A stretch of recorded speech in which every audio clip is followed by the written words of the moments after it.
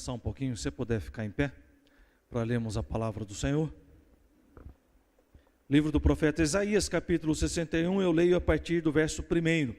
Na NVI diz assim a palavra do Senhor: O Espírito do Soberano, o Senhor, está sobre mim, porque o Senhor ungiu-me para levar boas novas aos pobres. Enviou-me para cuidar dos que estão com o coração quebrantado, anunciar liberdade aos cativos e libertação das trevas aos prisioneiros, para proclamar o ano da bondade do Senhor, o dia da vingança do nosso Deus, para consolar todos os que andam tristes e dar a todos os que choram em Sião uma bela coroa em vez de cinzas, o óleo da alegria em vez de pranto, um manto de louvor em vez de espírito deprimido. Eles serão chamados carvalhos de justiça, plantio do Senhor, para a manifestação da sua glória. Até aqui. Deus, que o Senhor possa nos abençoar através da tua palavra. Sabemos que o teu Espírito Santo está aqui. Obrigado pela tua presença. Toca a nossa alma, o nosso coração, inspira-nos a servir ao Senhor com destreza, com paixão, com o coração ardendo por almas e por vidas, para a glória do teu nome. Cuida de nós. A mim, Senhor, me cabe a responsabilidade de levar a tua palavra nesse instante. Que o Senhor tenha misericórdia da minha alma e me ajude, Senhor. Em nome de Jesus, para a glória do teu nome. Amém. Pode se assentar, querido.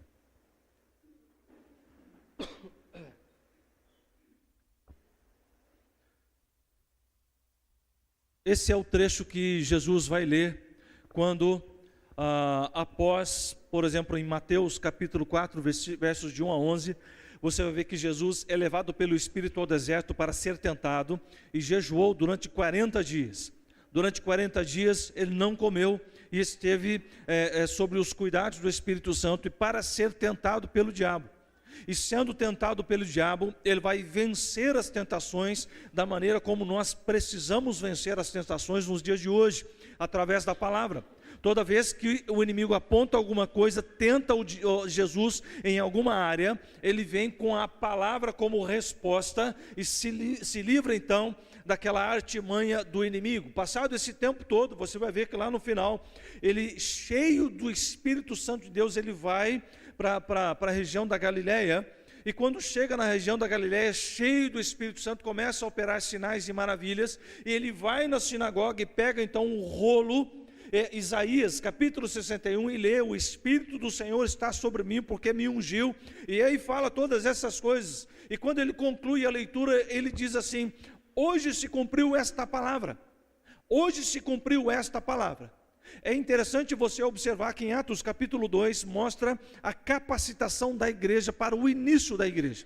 A igreja não começa antes da presença do Espírito Santo. Você vai ver que quando Jesus ressurreto em Lucas capítulo 24, versículo 49, ele vai dizer assim: eis que envio sobre vós a promessa de meu Pai, mas permanecei na cidade, até que do alto sejais revestidos de poder. Que promessa é essa? A promessa de Joel, capítulo 2, versículo 28, que derramarei do meu Espírito sobre toda a carne. E ali então, em Atos capítulo 2, a igreja que estava em oração.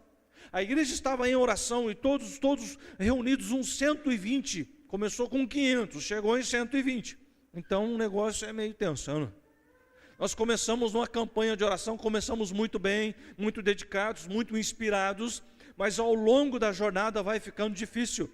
Se você acha que servir a Deus é simples, você está enganado. Você não quer cristianismo. Você quer uma comodidade religiosa. Porque servir a Deus denota um empenho, denota trabalho, denota cansaço e muitas vezes um estresse assim, que é uma coisa de doido. Isso acontece com todos nós. Estamos sujeitos a esse tipo de situação. Começou lá uns 500 e foi diminuindo, mas uns 120 ficaram unânimes, firmes, orando e clamando ao Senhor. Até que então naquele dia, 50 dias depois da colheita, havia uma grande festa, a festa do Pentecoste. Durante aquela festa, o Espírito Santo do Senhor caiu sobre todos eles. estavam todos no mesmo lugar, quando de repente um som como de um vento impetuoso encheu toda a casa onde eles estavam assentados. E línguas como de fogo pairaram uma sobre a cabeça de cada um deles. E todos foram poderosamente cheios do Espírito Santo e começaram a falar em outras línguas, conforme o Espírito Santo lhes concedia que falassem. Ali estavam reunidas todas as etnias conhecidas da terra. 13 etnias são representadas ali. E como é que nós ouvimos falar na nossa própria língua materna as grandezas de Deus? Eles não estavam falando qualquer coisa, eles falavam no Espírito. Fato é que viver uma vida cristã, passar a vida servindo a Deus e não ter uma experiência com o Espírito Santo é um nível de pobreza espiritual muito intenso, muito grande.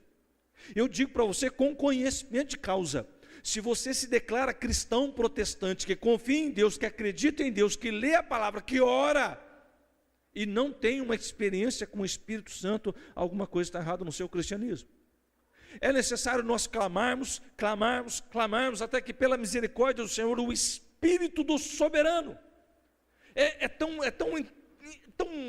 maravilhoso pensar que o Deus criador, autor da vida, criador do universo, criador de todas as coisas, Ele quer fazer morada em você. Amém, gente? Vocês estão aí ou não? De vez em quando dá uns glória a Deus sim para animar o pregador, isso ajuda, dá uns glória, aleluia, glória a Deus. Gente, vocês estão entendendo isso? Que Deus quer fazer morada em você. Deus quer fazer morada em você, em mim, em você, em nós. E para quê? Qual é o objetivo? O objetivo é algumas coisas muito interessantes que Deus tem a fazer no nosso coração. Se você quer ser cheio, quem quer ser cheio do Espírito Santo? Levanta a mão. Glória a Deus, aleluia. Que Deus tenha misericórdia de nós e nos encha com a sua graça e nos dê esse discernimento de que nós precisamos da presença do Espírito Santo mais do que imaginamos, muito mais do que nós pedimos, com muito mais ênfase do que a sua mente infinita pode imaginar. A pessoa do Espírito Santo, é interessante que se prega muito sobre o que faz o Espírito Santo, mas se fala muito pouco na igreja brasileira, na igreja cristã, sobre a pessoa do Espírito Santo. É a pessoa de Deus, é o mesmo Deus. Quando nós falamos de trindade, que não é uma palavra bíblica, trindade não está na Bíblia, é um conceito teológico para entender que é Deus Pai, Deus Filho, Deus Espírito Santo, e não é uma hierarquia, tá? São três pessoas distintas, mas as três são um só, em essência é o mesmo Deus. Isso é maravilhoso. E Deus o Pai, Ele ouve o nosso clamor, e o Espírito Santo vem derramar sobre nós essa unção poderosa, essa presença de Deus. Muito bem. Se você quer então ser cheio do Espírito Santo, o que é que nós precisamos fazer? A receita para ser cheio do Espírito Santo é, primeira coisa, ser paciente, porque não depende de nós, depende de Deus. Mas a nossa parte, o que é que nós podemos fazer? Já tem, Zé, obrigado. O que é que nós podemos fazer para que Deus opere em nós o enchimento com o Espírito Santo? Primeira coisa é orar. A segunda, jejuar. A terceira é estudar a palavra de Deus. Aí a quarta é orar de novo. Depois você jejua de novo. Depois você estuda mais um pouco a palavra. E aí o que você faz? Aí você ora mais um pouco. Aí você jejua mais um tanto. Aí você estuda um pouco mais da palavra de Deus. E vai indo, mas chega uma hora que o Espírito Santo vai encher você. Mas quando, pastor? Quando Deus assim o desejar. Nós não podemos fazer uma campanha de oração, fazer uma campanha de não sei o quê, fazer um seminário sobre o Espírito Santo. Tudo isso é louvável, podemos e devemos fazer, mas nenhum desses programas garante que o Espírito Santo virá, porque ele faz isso quando ele desejar. Amém? Nós vamos fazer uma vigília bem próximo, vou passar a data para você depois. Quero ver se você vem buscar o Espírito Santo, como você levantou a mão. Glória a Deus, aleluia. Esse é o caminho a seguir, oração, jejum e palavra, não tem outra coisa. Agora, ser capacitado pelo Espírito Santo para quê? Com qual finalidade? Por que razão a igreja foi capacitada com o Espírito Santo? Por que razão nós, como igreja do Senhor, nós somos igreja? Por que razão nós devemos e vamos buscar a presença, o batismo com o Espírito Santo? Para fazer algumas coisas que estão listadas aqui, que são imprescindíveis. Se você quer ser cheio do Espírito Santo, mas tem alguma coisa contra isso que a palavra de Deus nos diz a fazer, não é o Espírito Santo que você quer. É um espírito de moda, sei lá, um espírito que deixa mais bonito, alguma coisa assim, deixa melhor do que os outros, mas não é o Espírito Santo de Deus. Não é. O que diz aqui a palavra de Deus? A primeira coisa, por que nós vamos ser ungidos pelo Espírito Santo? Com qual objetivo? Primeiro, levar as boas notícias aos pobres. A primeira coisa é levar a boa notícia aos pobres. E pobres aqui, se você vai ver que Jesus ele vai viajar por toda a região da Galileia, ele vai aonde estavam os pobres. E pobres você tem duas linhas de pobreza que você pode falar. Aqueles que são necessitados fisicamente, não têm dinheiro para se alimentar de forma correta, vivem abaixo da linha da pobreza, por exemplo, porque o pobre ele tem condições de se alimentar, agora que estão abaixo da linha da pobreza são miseráveis, e esses que não têm condições, estão longe de Deus e não têm condição financeira de se alimentar. Não adianta nada nós falarmos bastante, muito sobre o amor de Deus, mas na prática o que é que nós fazemos? Como é que alguém chega pedindo comida, você vai falar do amor de Deus antes de alimentá-lo? Dá lá um pãozinho, um café, alguma coisa para comer, está alimentado? Tá, agora deixa eu te falar de um outro pão, o pão do céu, o pão que alimenta a alma. E aí você vai falando do amor de Deus e falando. E se a pessoa não aceitar Jesus? Glória a Deus, irmão, você fez a sua parte. Você fez. Quem é que convence? É o Espírito Santo. Mas se o Espírito Santo nem em nós não está, como isso vai fazer diferença na vida das pessoas? Não faz. Então o primeiro tipo de pessoa é olhar, a incumbência é levar a boa nova de salvação aos pobres. Agora, qual é o outro tipo de pobre? O pobre de espírito. O que significa ser pobre de espírito? É estar vivendo a vida tão dentro de si mesmo que não consegue pensar em Deus. Muitas vezes a pessoa pode ser nada mais do que um pobre milionário. Ter muita grana, ter muito dinheiro para comprar tudo que o ego desejar, mas no entanto tem um espírito empobrecido, longe do Senhor, longe dos caminhos do Senhor. Não por acaso estão entre os povos não alcançados no Brasil, os quilombolas, os ribeirinhos, os ciganos e os bilionários, e tem mais um que eu nunca lembro. É um povo que não são alcançados, porque as pessoas não se aproximam, acham que só porque tem muito dinheiro não merece o céu, gente. Você acha que é isso mesmo? Não é uma alma que merece a graça de Deus, não é uma alma que pode ser o alvo da misericórdia de Deus. E por que nós não pregamos para esse povo? E levar a primeira incumbência de ser cheio do Espírito Santo é levar a boa notícia. Que boa notícia? Jesus está aqui. O Espírito Santo de Deus está aqui e vai falando daquilo que o amor de Deus tem feito por nós, em nós e através de nós. A segunda coisa, ainda no versículo 1, diz lá: enviou-me para cuidar do que estão com o coração quebrantado. É muito interessante esse termo, né? Coração quebrantado. O que é uma pessoa com o coração quebrantado? É uma pessoa que está com a alma fragmentada, está com a alma toda em frangalhos, a alma sensibilizada por conta de muitas coisas que vão acontecendo conosco, que vão acontecendo, e a gente sofre demais da conta. Nós vamos sofrendo tanto embates na vida, e vamos levando tombo aqui, tombo lá, e pancada aqui, pancada lá. Cada 10 pancadas que você leva, você ganha um assopro, não é? Mais ou menos nessa média, ou eu estou fora, Você vai levando tombo, você vai levando pancada, essas coisas todas, e a nossa alma fica desgastada. E algumas pessoas não têm uma estrutura espiritual para lidar com isso. Algumas pessoas não conseguem ter um equilíbrio emocional a ponto de entender que nós estamos sujeitos a esse tipo de coisa. Se você está num contexto religioso evangélico que diz assim: olha, quando você aceitar Jesus, você nunca mais vai ter problema, isso não é evangelho não, viu gente? Isso não é evangelho, porque a palavra de Deus diz exatamente o contrário: no mundo terei aflições, e no plural, no plural.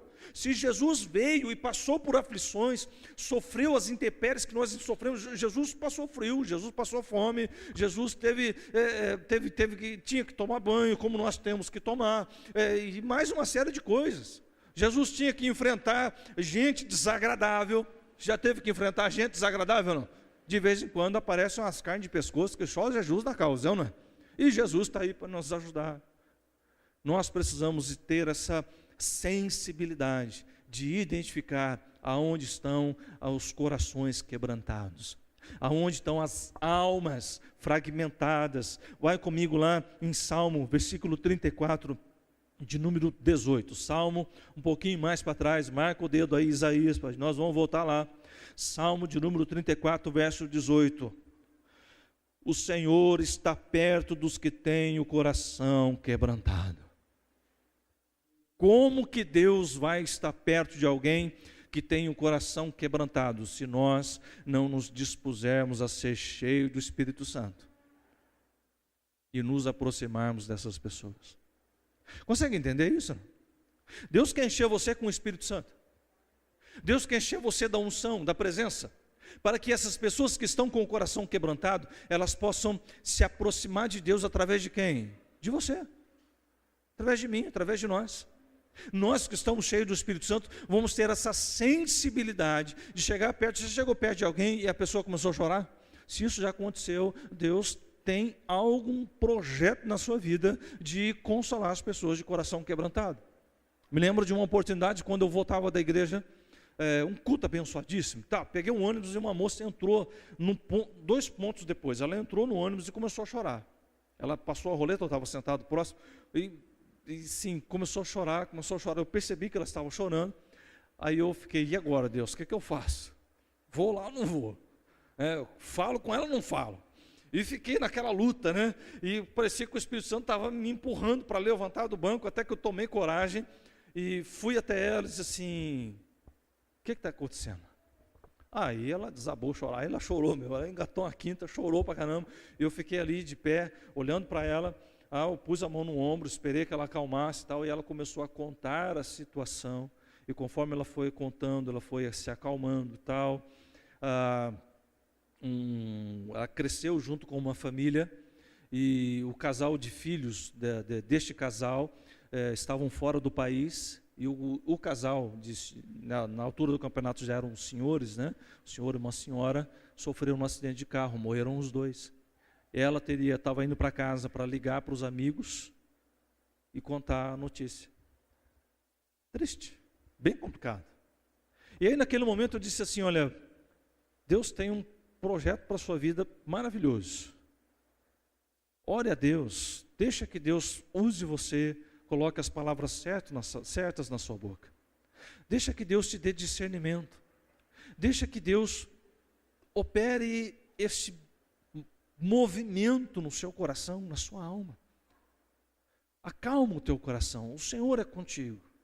E aí ela começou a chorar de novo. Eu falei: será que eu falei alguma coisa errada? Ela falou: não, obrigado, moço, porque era isso. Eu acabei de sair de um culto maravilhoso, estava lá na Nazareno Central. Eu falei: eu também estava. Então o culto foi bom mesmo, glória a Deus, aleluia. Aí já comecei a chamar de irmã, e glória a Deus, e aleluia. Ela desceu do ônibus mais tranquila.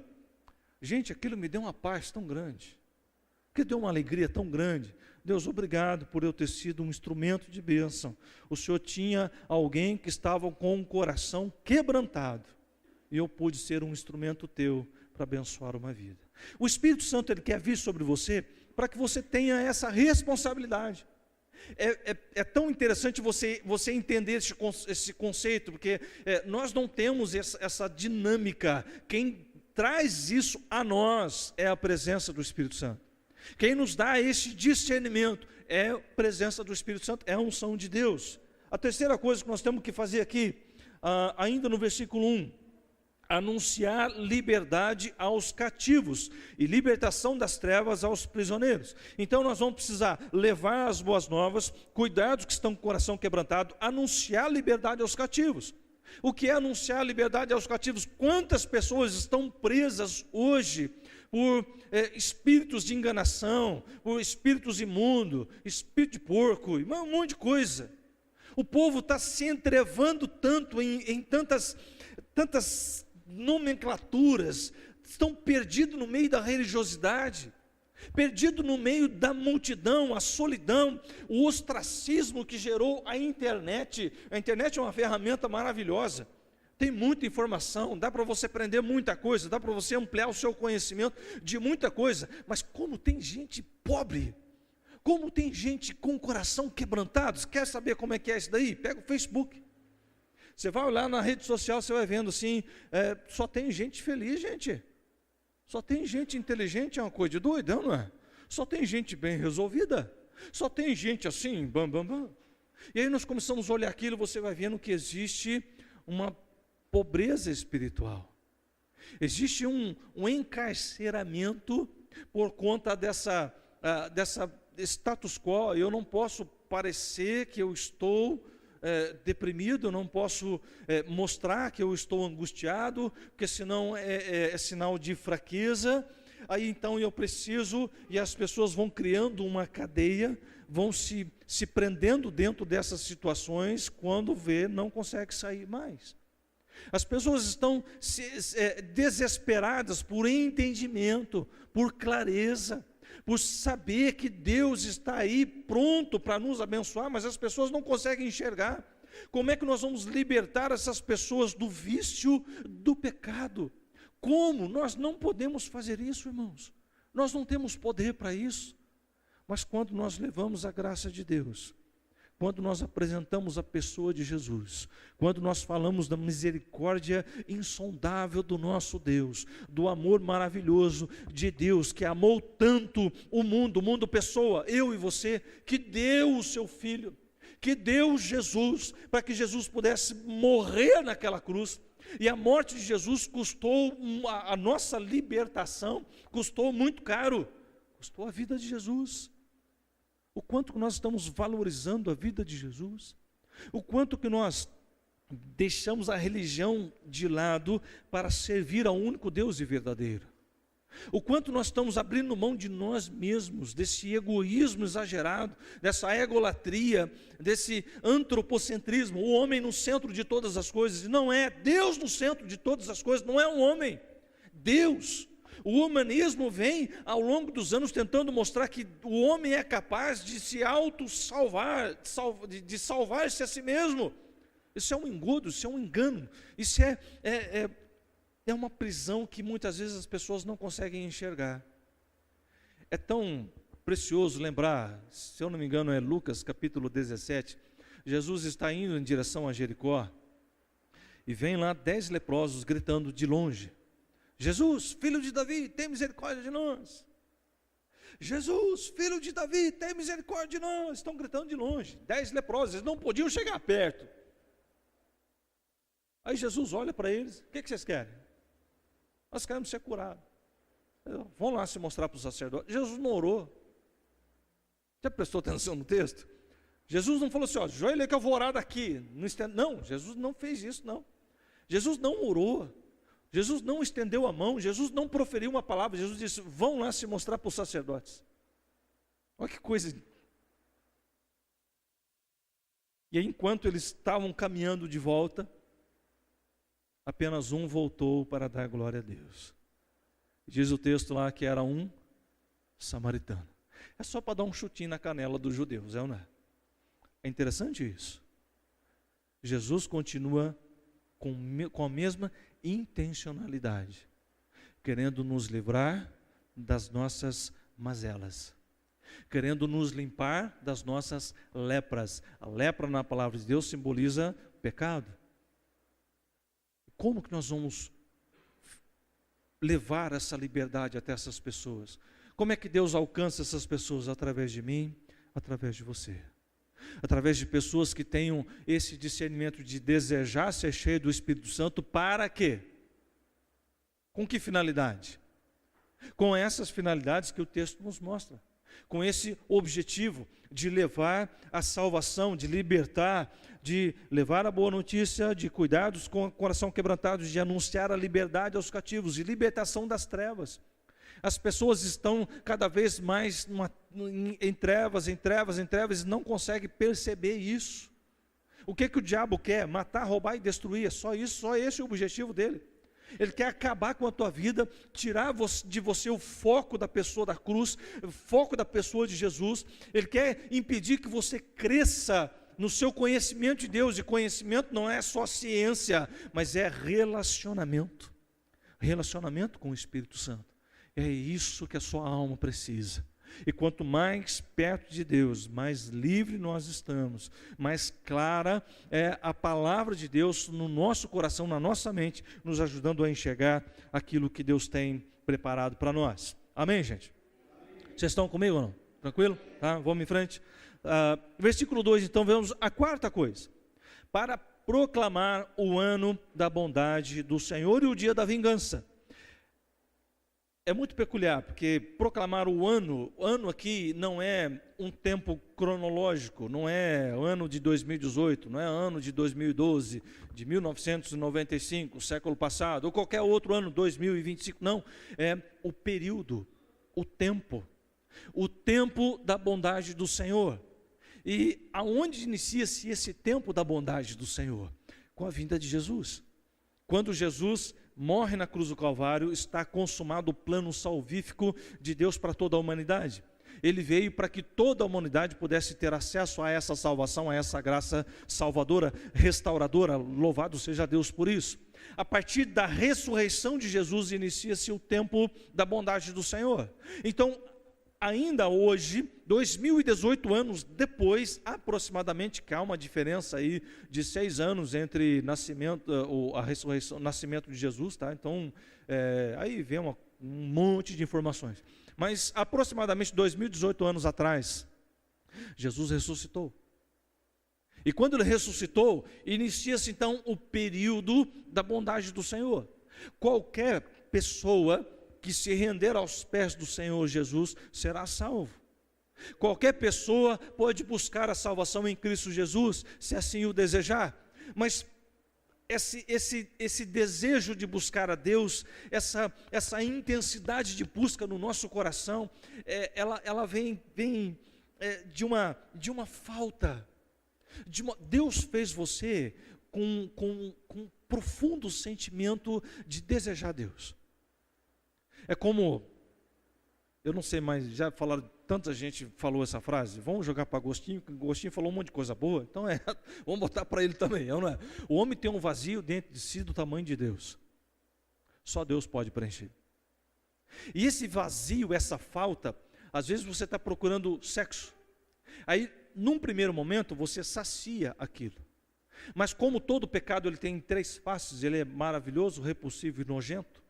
O primeiro momento é maravilhoso, você sacia a sua vontade. O segundo momento, ele é repulsivo. Meu Deus, por que eu fui fazer isso? O terceiro momento, ele é nojento, você fica com nojo de si mesmo. É isso que o diabo quer fazer, quando você tenta preencher esse vazio na sua alma com coisas do existencialismo, com coisas aí efêmeras do mundo. E aí você vai tentando preencher esse vazio e nada preenche. Porque o vazio tem um tamanho de Deus. Pode pôr todo o dinheiro que você quiser, não preenche a alma. Pode pôr toda e qualquer forma de droga que você quiser, não preenche a alma. Pode pôr tudo que você quiser, não preenche a alma. A única coisa capaz de preencher a sua alma é a presença do Espírito Santo. A única coisa que vai se enquadrar perfeitamente. E quando enquadra isso, você começa a entender que o ano aceitável do Senhor, o ano da bondade do Senhor, o tempo, esse período, é o período da proclamação. E como é que nós proclamamos o ano aceitável do Senhor? Adorando a Deus, glorificando a Deus, servindo ao Senhor. Esse é o propósito da vida cristã. Por que Deus criou você, cabeção? Por que Deus nos criou? Deus nos criou para a glória dEle. Para a glória dEle. Significa que quando nós estamos vivendo do nosso jeito, ao nosso bel prazer, fazendo aquilo que nos agrada, tudo aquilo que nos satisfaz, nós estamos deixando de cumprir o propósito. Nós estamos deixando de cumprir o propósito. Ah, pastor, mas eu quero buscar a presença do Espírito Santo. Para quê, mano? Qual a finalidade? Para que você quer isso, Lana? Para proclamar o ano da bondade do Senhor. É tão interessante que quando Jesus, ele vê Jerusalém e chora. Quando Jesus passa do alto, eles estão caminhando, quando ele olha para Jerusalém, ele chora. Mas ele chora não por causa da cidade física, mas por causa das pessoas. Jerusalém, Jerusalém, que mata os seus profetas. Antes de toda a história do Antigo Testamento, você vai ver o povo de Israel fazendo bobagem, Deus perdoando, Deus pesando a mão, o povo se arrependendo e Deus tirando a mão. A história toda. Um resumão assim, resumo do resumo. O povo faz bobagem, Deus pesa a mão, o povo se arrepende, Deus tira a mão. O povo faz bobagem, Deus pesa a mão, o povo se arrepende, Deus tira a mão. Essa é a nação de Israel. Era para ser a nação mais poderosa da terra. Uma nação de escravos. E aí, um monte de coisa que não cabe aqui detalhar. Mas era uma nação que era para proclamar o ano da bondade. Era a nação que deveria ser cheia do Espírito Santo para anunciar a bondade do Senhor. Era a nação que devia, a responsabilidade do povo de Israel era levar para todos os outros povos da terra o ano da salvação, o ano da bondade de Deus. O período, o tempo, o espaço de tempo em que a graça de Deus se manifestaria e se manifestou e tem salvado pessoas. Por que você acha que pessoas aceitam a Jesus, irmão? O Espírito Santo está presente. Por que pessoas ainda são curadas? Porque o Espírito Santo está presente. Por que pessoas ainda continuam anunciando o Evangelho? Você viu quanta gente é alcançada, você não sabia? Todos esses idiomas que você viu falando, isso é só uma pinceladazinha. A igreja do Nazareno está em mais de 160 países atualmente. Em alguns países, na Assembleia Geral, não pode colocar o nome, eles colocam o nome fantasia lá para aquele país, porque se colocar o nome do país, os missionários que estão lá correm risco de morte. Risco de vida é risco de ficar vivo, né, gente? Risco de morte, não é? Risco de morrer, por causa do Evangelho. E pessoas têm sido tocadas, irmãos. Pessoas têm sido alcançadas, porque continuamos na proclamação dessa palavra maravilhosa, na proclamação desse Deus maravilhoso. Agora, se Deus não impactou a tua vida, como é que você vai falar? Se Deus não impactou a sua vida a ponto de você abrir mão do pecado para proclamar a palavra, que Deus que você serve? Que Deus que você serve? Na realidade, você está enroscado num monte de idolatria. Um monte de ídolos na tua cabeça. Sabe o que é idolatria? É quando você coloca alguma coisa entre você e Deus. Quando há alguma coisa. Pode pôr relógio, pode pôr filho, cachorro, celular, carro, dinheiro, diploma, namoro, sexo, droga, bebida, etc, etc. Qualquer coisa você coloca aí que impede você de buscar a presença de Deus, é idolatria. Qualquer coisa que impeça você de buscar a presença de Deus é idolatria. Não estou dizendo que estudo é ruim, não é. Eu sou favorável que você leia muito, estude muito, dedique-se. Mas isso não pode impedir você de buscar a Deus. E buscar a Deus aqui, irmão, não é vir no culto domingo à noite, não. Tem que vir, glória a Deus, aleluia. Vamos adorar a Deus na coletividade. O buscar a Deus aqui é ter uma alma desejosa de ser cheia do Espírito Santo. Ter uma alma desejosa de ser cheia do Espírito Santo. Ter uma alma desejosa de proclamar a presença de Deus enquanto ainda se pode achar. Vejo que a igreja, ela ainda está muito acomodada.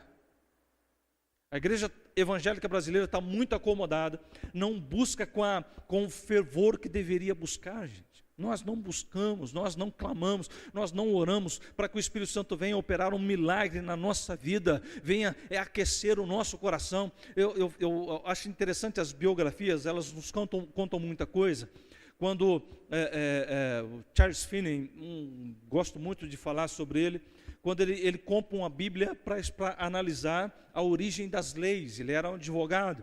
E começa a ler a Bíblia e ele se converte. Quando ele se converte, ele sente um desejo de orar. Quando foi que você sentiu um desejo de orar? Sabe aquele desejo assim que você de repente se acorda 3 horas da manhã? Eu estava ouvindo um pastor falar, e o irmão chegou para o pastor, eu não aguento mais, eu quero ouvir Deus falar, quero ouvir Deus falar comigo, mas está acontecendo umas coisas comigo que eu não consigo entender. Ele falou, tá, me conta mais um pouquinho, o que está acontecendo? Eu estou acordando todo dia, 3 horas da manhã, eu de repente assim, pá, regalo os olhos assim, eu olho no celular, 3 horas. Aí o que você faz, irmão? Eu viro para o lado e durmo de novo. Não é cabeção, né? Você não percebeu que Deus está te acordando às 3 horas da manhã para você orar? Amanhã, quando você acordar, então, você vai para o joelho e começa a orar.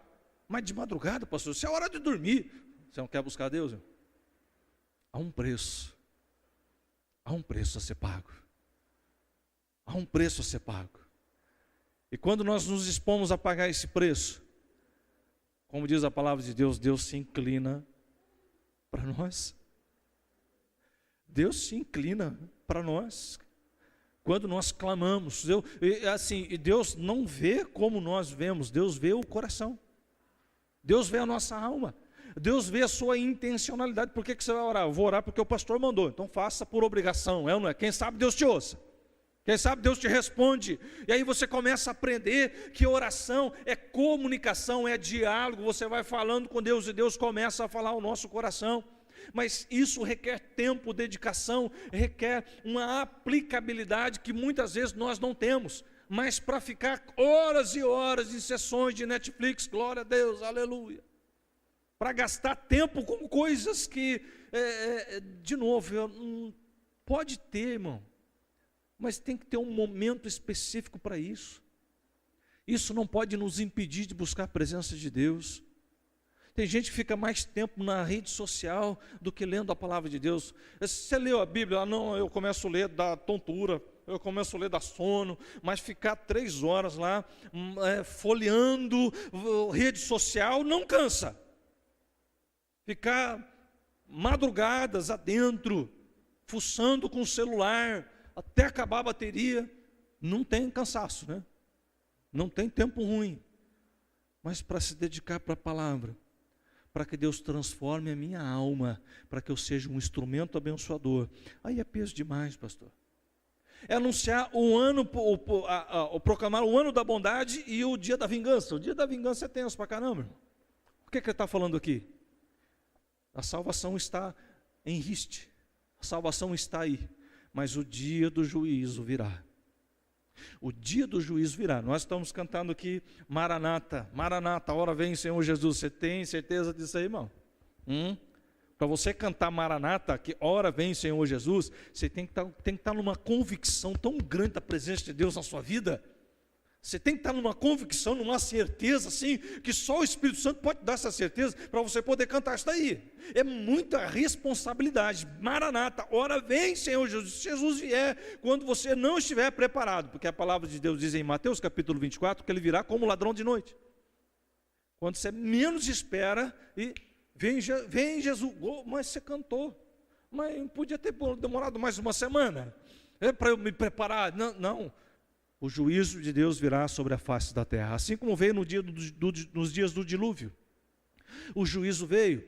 Gente, pensa num cabra maluco que foi, não é. Se você começar a analisar, Deus falou com ele.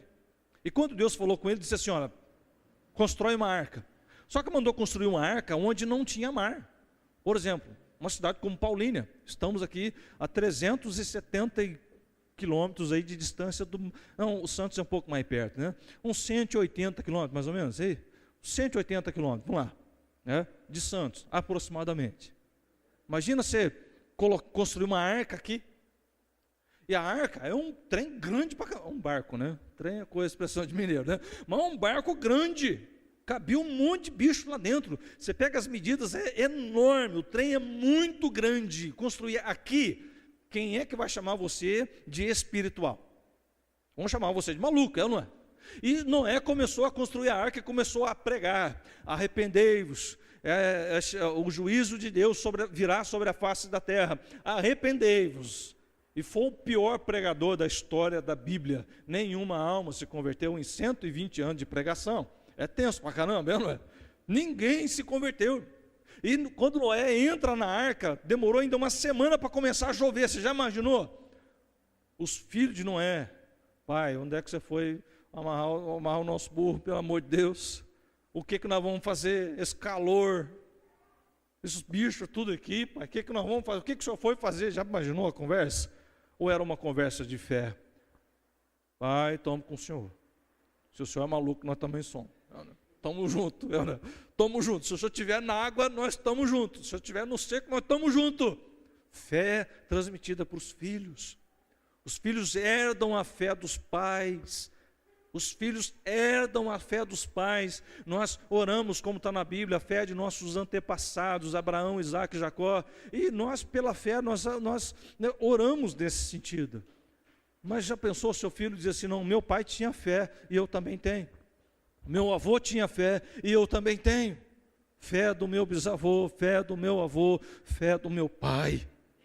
Nós precisamos transmitir a fé, essa confiança, essa convicção de que Deus, o soberano, habita em nós, enche o nosso coração, inspira a nossa alma a servir a Deus, e fazemos isso com o coração reto diante de Deus, alegre, feliz, sabendo que um dia a trombeta soará, e quando a trombeta soar, nós seremos arrebatados daqui para o céu, glória a Deus, aleluia, e estaremos para sempre na glória com o Pai. Agora, até chegar esse dia, irmão, busca a presença do Espírito Santo, busca a presença de Deus. Deus é tão bondoso, Ele quer derramar, não é um conta-gotas, Ele quer derramar da presença dEle sobre a sua vida, transformando a sua mente, transformando o seu coração, os seus ideais, os seus valores, tão distorcidos por conta do mundo, por conta de tantas coisas que nos acontecem. E nós estamos vivendo nessa mornidão, nessa lentidão, nessa falta de inspiração, mas para pecar temos todas as condições. Isso é inversão de valores. Vamos lá, mais uma. Ainda neste versículo: para consolar os que andam tristes. Em Mateus capítulo 5, versículo 4, diz lá: bem-aventurado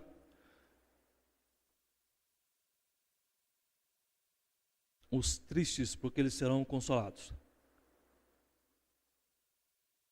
Sabe o que é interessante? Quando nós falamos do Espírito Santo, é o Paracleto divino, é o Espírito da consolação. Deus poderia ter mandado o Espírito da inteligência, Deus poderia ter mandado o Espírito da sabedoria, da esperteza, da tecnologia, de qualquer outra coisa, mas Ele manda o Espírito da consolação, porque Deus sabe que nós iríamos nos meter em tanta confusão emocional, espiritual, que a nossa alma necessitaria de consolo. O que é consolar? Muitas vezes é você abraçar alguém que está chorando sem dizer uma palavra. Muitas vezes é ser instrumento de Deus na vida de uma pessoa que está assim em frangalhos, assim como o coração quebrantado, com a alma rasgada, desesperada por algum motivo que você não tem nada a ver com isso. Há um tempo atrás, fui visitar um tio de uma conhecida na Unicamp, estava já em fase terminal, de um câncer muito agressivo, em 4 meses, assim, faleceu, veio a óbito, tinha lá seus 55, 56 anos de idade, novo. Porque a gente passa dos 40, 56 é novo, né? Glória a Deus. Então, já tinha assim, o câncer consumiu o moço assim, rapidamente. E chegamos lá, já tinham 2 pessoas e não podia subir mais. E eu disse: não, pode ir, eu fico. Eu fico aqui, não precisa. Os parentes subiram e eu então fiquei lá na parte de baixo. E quando eu saí para dar uma volta aqui na Unicamp, saí para dar uma volta assim, tal, e eu vi uma senhora, uns 80 anos mais ou menos, chorando copiosamente, Dona Maria, chorando assim copiosamente. Quando eu vi aquilo, a cena me impactou. Disse: Deus, o que eu faço? Deus, me dá uma palavra, eu quero falar uma palavra para ela, me ajuda, meu Deus. E o que eu falo? E Deus não falava nada. Deus, o que eu falo para essa senhora? Como é que eu vou? Aquilo foi me angustiando, porque eu fui andando na direção dela e fui orando. E Deus não falava nada, eu continuei andando. E Deus não falava nada, eu continuei andando. Quando eu cheguei perto dela, eu sentei, abracei ela assim, comecei a chorar junto. Deus não falou nada, nós choramos ali e continuamos chorando. E ela chorou, e chorou, e chorou, chorou. Uns 15 minutos ali, irmão. Até que ela foi se recobrando e tal. Aí nós começamos a dialogar. O filho estava praticamente morto. E essa senhora começou a falar.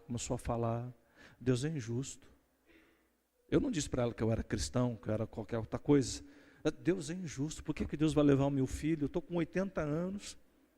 E por que Ele não me levou? Por que está levando meu filho? Por que não sei o quê, não sei o quê? Eu não tinha nada para dizer para ela. Nada.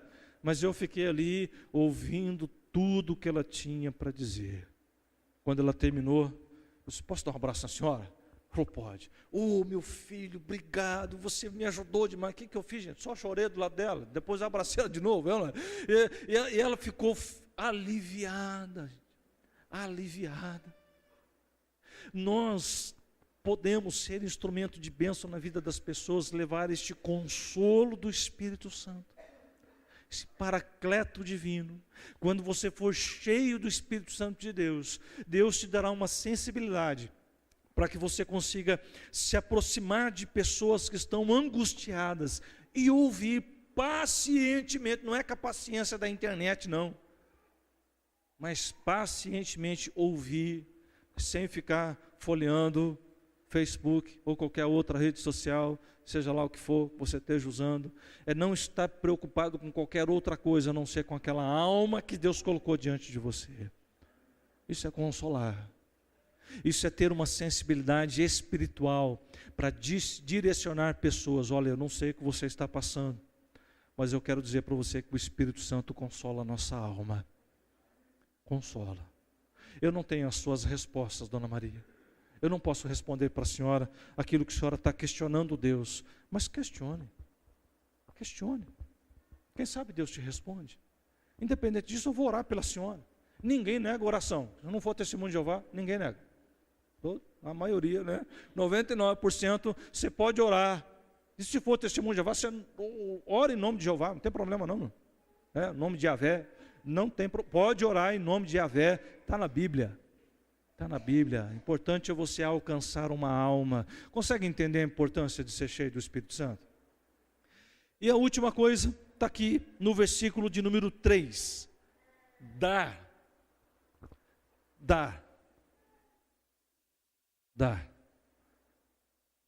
Ter generosidade. Dá o quê? Esperança.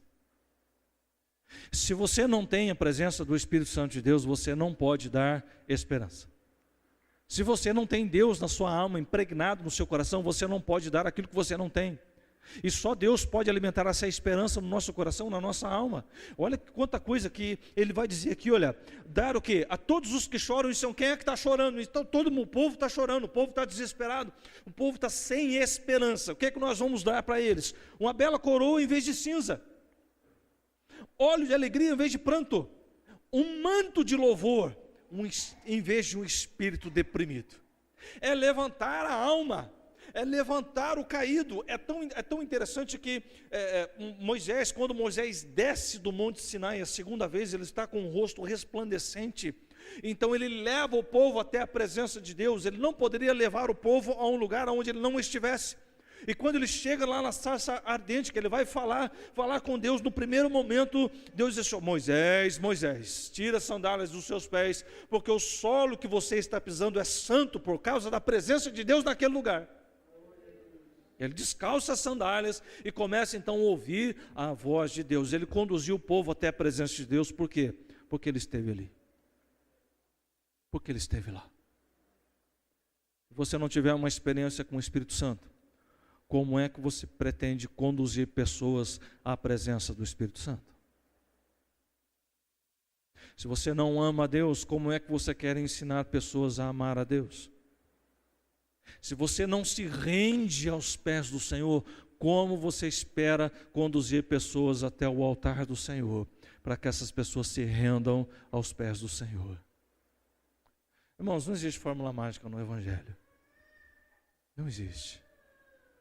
O Evangelho é prático. É prático. Ou você ama a Deus ou você não ama. Ou você está com Deus ou você não está. Ou se você deseja, se a sua alma deseja buscar a Deus, por que você não se dedica mais? Por que você não se... Pastor, como é que eu faço? Simples, posso te dar umas dicas. De você orar mais. Ore 1 hora por dia, como? 20 minutos de manhã, 20 minutos na hora do almoço, 20 minutos à tarde. Deu 60 minutos, faz as contas aí. É ou não é? Orou 1 hora, glória a Deus, aleluia. Você não consegue orar nem 20 minutos, escreve a tua oração, pelo amor de Deus. Escreve os tópicos, vai escrevendo os nomes, põe o nome das pessoas que você quer que sejam alcançadas. Quantas pessoas tem mesmo na sua lista de oração? Quantos pastores tem na sua lista? Pelo amor de Deus, ora pela vida dos pastores, gente. Não precisa morar, a pastorzada está tirando a própria vida, porque é angústia, porque falta alguma coisa. Vamos orar para que Deus inspire o coração desses homens a buscar a presença do Espírito Santo. E aí continuar fazendo mais e mais e mais e mais coisas maravilhosas, e Deus tem algo maravilhoso para a nossa vida. Vamos comigo para Filipenses capítulo 2,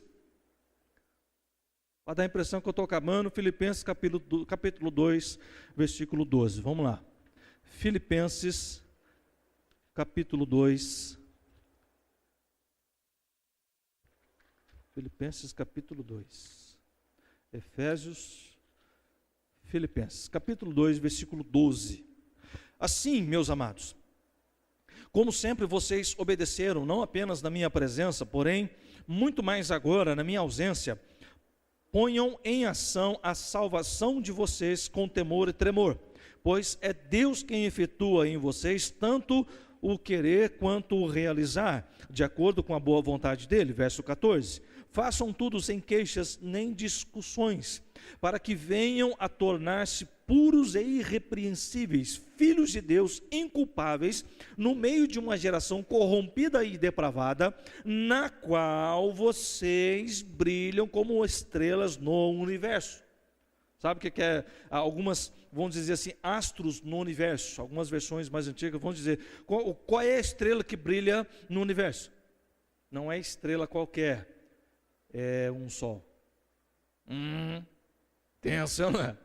O que ele está falando, que brilhar como estrela no universo é fazer com que as outras brilhem, é refletir a glória de Deus, é refletir a glória de Deus. Busque a presença do Espírito Santo desesperadamente, ore apaixonadamente para que o Espírito Santo venha sobre a sua vida e encha o teu coração e inspire o seu coração a servi-lo, a andar com ele, a dedicar. O que é que você ganha com isso?